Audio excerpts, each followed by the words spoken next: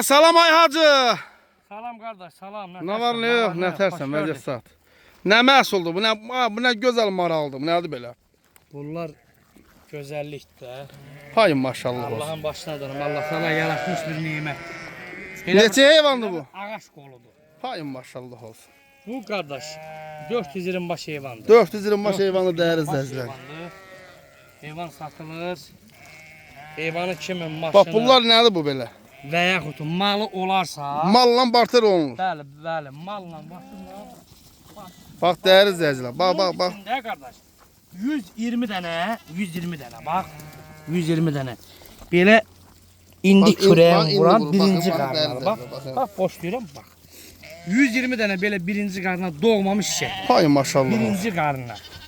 Yəni Allah Taala kim alsa ona xeyir versin. Amin Allah. Alan adamın qapısına doğacaq birinci qarnına. Və yaxud bu qoyunun bax qardaş. Görürsən bunu bax. Ha belə. 100 hardasa bir 150 dənəsi belə yetişəcəkdir. Yəni Qəşəng. büyüne sabaha doğanda yəni qızıl yerin. Bax buyurun baxın dəyəri zəzlər. Yenə də hamısını çay yatraqlı çay kimin yenə deyirəm maşını və yaxud malı varsa, Malla barter olunur. bəli, bəli, mən bunu mala söyləyəcəm.